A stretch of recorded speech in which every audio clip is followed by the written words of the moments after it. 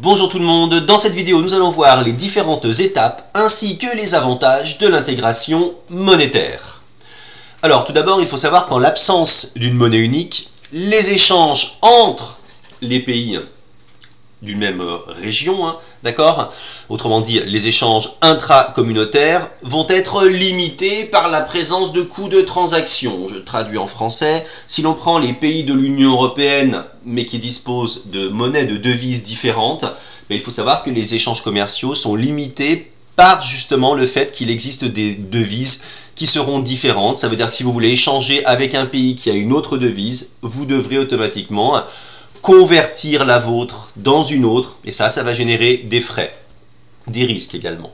Deuxièmement, le triangle des incompatibilités de Mendel montre qu'en fait, on ne peut pas avoir simultanément une libre circulation des capitaux, un régime de change fixe et une politique monétaire indépendante. En fait, on ne peut en avoir que 2 sur 3. Si vous en adoptez 2, il faut mécaniquement renoncer au troisième.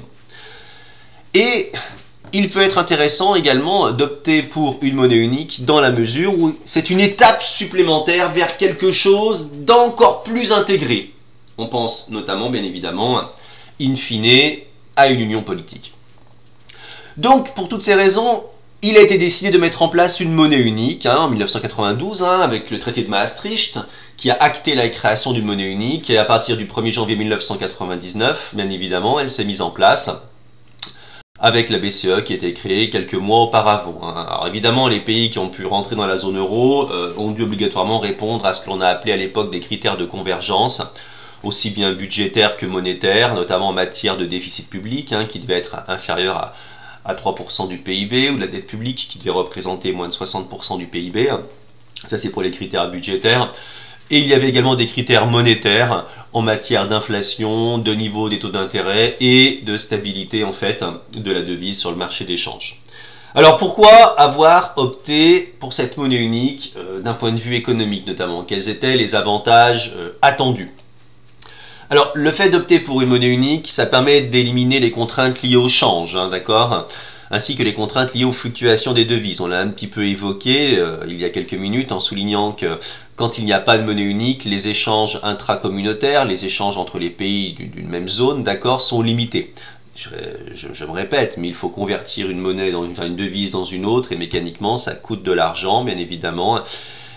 On s'expose à ce que l'on appelle le risque de change, d'accord. Si vous êtes une entreprise, vous achetez quelque chose livré dans 6 mois, payable dans 6 mois également, qu'est-ce qui va se passer? C'est qu'entre l'instant où vous signez le contrat et l'instant où vous allez payer, il se peut tout à fait que votre devise se déprécie, perde de la valeur.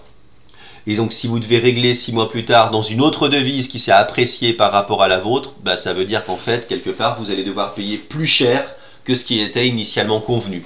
Donc vous vous exposez à ce que l'on appelle techniquement un risque de change.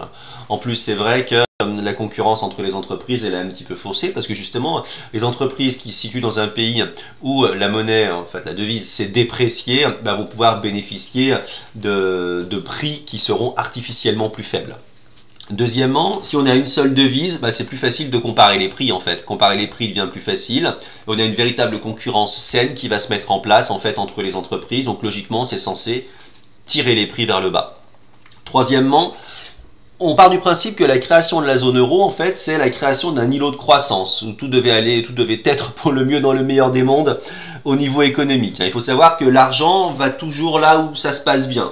Ça veut dire que dès l'instant où vous avez une zone géographique qui se caractérise par une croissance économique forte, elle va automatiquement attirer les capitaux étrangers. Ça veut dire que l'argent du reste du monde va mécaniquement se diriger vers les pays où tout se passe bien, où il y a une forte croissance, etc.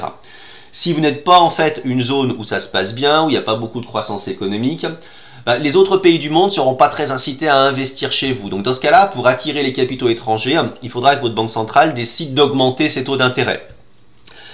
Et donc c'était tout l'intérêt de la zone euro, c'était qu'en créant une zone qui devait se caractériser par une croissance économique forte, ça évitait d'avoir en fait des taux d'intérêt relativement élevés. Donc ça permettait de supprimer ce que l'on appelle la prime de risque. Et comme les taux d'intérêt se retrouvaient finalement à un niveau plus faible, c'était plus intéressant pour les agents économiques de la zone euro de pouvoir s'endetter pour consommer, investir, etc. Et enfin, pour terminer, la zone euro, cela avait pour objectif de créer une monnaie forte. Une monnaie forte, ça limite l'inflation importée, ça veut dire que ça coûte moins cher en fait d'acheter à l'étranger. Et ça permet également de pouvoir envisager certains approfondissements, que ce soit, je sais pas moi, par exemple, la création d'obligations au niveau européen, des eurobonds, l'instauration d'un salaire minimum au niveau européen, une harmonisation fiscale, une convergence des systèmes de protection sociale, enfin plein d'autres choses qui sont envisageables et déjà mises en place en partie.